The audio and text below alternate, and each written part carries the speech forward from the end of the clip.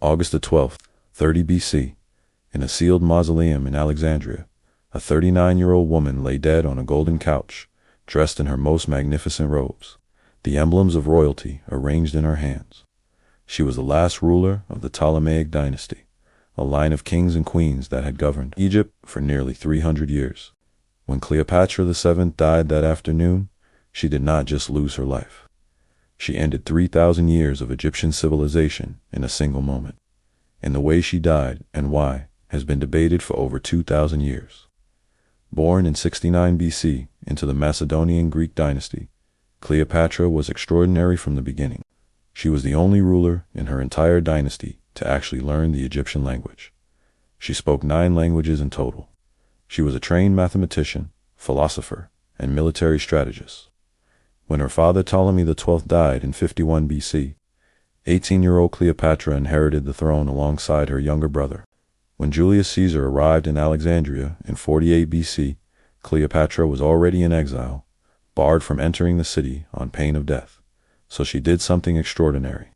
She had herself wrapped inside a rolled carpet and smuggled past the guards directly to Caesar's private chamber. When the carpet was unrolled at his feet, Caesar found himself face to face with one of the most remarkable women in history. He never left her side again.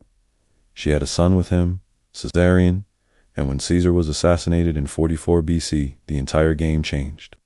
After Caesar's death, Cleopatra aligned herself with Mark Antony, Caesar's most powerful general, who now controlled the eastern half of the Roman Empire. She arrived on a golden barge with purple sails and silver oars, dressed as Isis, the Egyptian goddess of power and protection. Antony sent his entire army home and stayed with Cleopatra in Alexandria for the entire winter.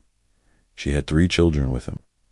Octavian, Caesar's adopted heir and Cleopatra's most dangerous enemy, watched their alliance with cold calculation. He declared war on Cleopatra instead, calling her a foreign queen who had corrupted a Roman general. It was a masterstroke of propaganda. In 31 BC, the 2 sides met at the Battle of Actium off the coast of Greece. What happened there sealed Cleopatra's fate forever. At a critical moment in the battle, Cleopatra's 60 ships broke formation and sailed for Egypt. What is undisputed is what Antony did next. He abandoned his entire fleet, his soldiers, his commanders, and followed her. The most powerful military alliance in the ancient world had collapsed in a single afternoon. Antony and Cleopatra returned to Alexandria, knowing Octavian would come for them. Their famous society, the Inimitable Livers, dedicated to pleasure and excess, was dissolved. They replaced it with a new group they called the Companions to the Death. They knew exactly how this story ended.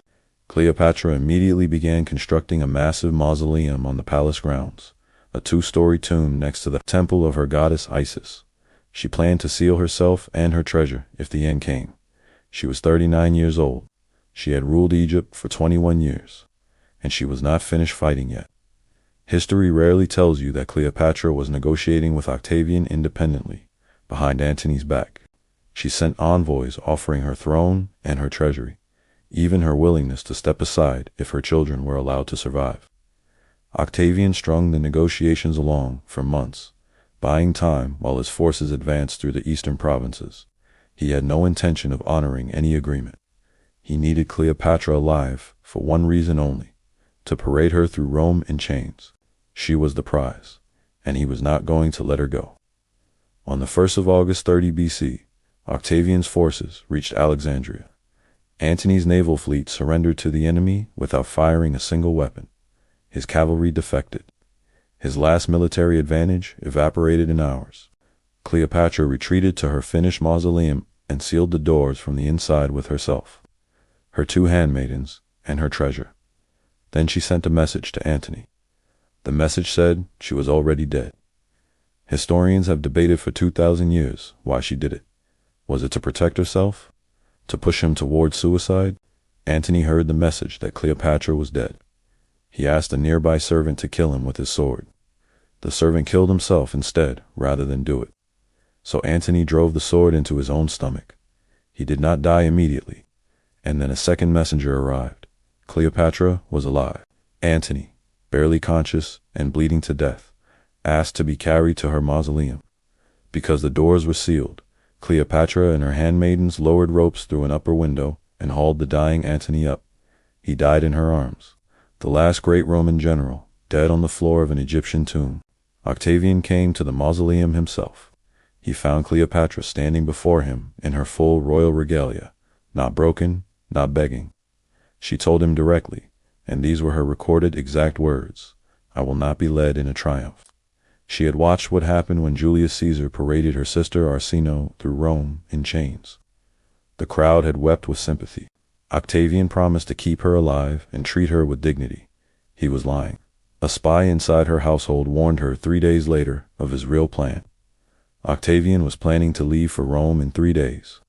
He was taking her with him and her children, to be displayed as living proof of his conquest. Cleopatra had one night to act, and she had been planning for exactly this possibility since the day she sealed herself inside. On the night of August the 11th, Cleopatra bathed and dressed herself in her most magnificent robes and jewels. She ate a full meal. She wrote a letter to Octavian asking that she be buried beside Antony. She handed the letter to a guard to deliver. Then she arranged herself on her golden couch with the emblems of royal power in her hands. When Octavian's men opened the sealed letter and read the request to be buried beside Antony, they immediately realized what it meant. They ran to the mausoleum. They found the doors sealed. They forced them open. Cleopatra was already dead. The famous story, an asp hidden in a basket of figs, held to her bare breast, is almost certainly not what happened. Modern historians raise multiple problems with the snake theory. An Egyptian cobra is large, up to 2 meters, and virtually impossible to conceal. Cleopatra and her 2 handmaidens could not all have been killed by a single snake in a short time. No snake was ever found. The asp story was created by Octavian himself. He had her image carried through Rome with a snake coiled around it during his triumphal procession. Most modern scholars believe Cleopatra died by poison, most likely introduced through a hollow comb or a sharpened hairpin. Octavian himself quietly arranged for her to die by her own hand, because the political cost of being seen to murder a queen was too high. By committing suicide, she ensured Octavian could never take her alive and went to her death on her own terms. Octavian then executed her son Caesarion, annexed Egypt into the Roman Empire, and used Cleopatra's treasure to pay off his veterans. The Ptolemaic dynasty was finished. Egypt became a Roman province, and Octavian became Augustus, the first and most powerful emperor in Roman history. Cleopatra's tomb has not been definitively found. It lies somewhere beneath modern Alexandria, buried under 2,000 years of city, sea, and sand. She denied Octavian his triumph in life, and she has denied history her resting place in death. Every crown ends in dust. Subscribe right now and turn on the bell. Every week, we tell the stories that history almost forgot. We will see you in the next episode.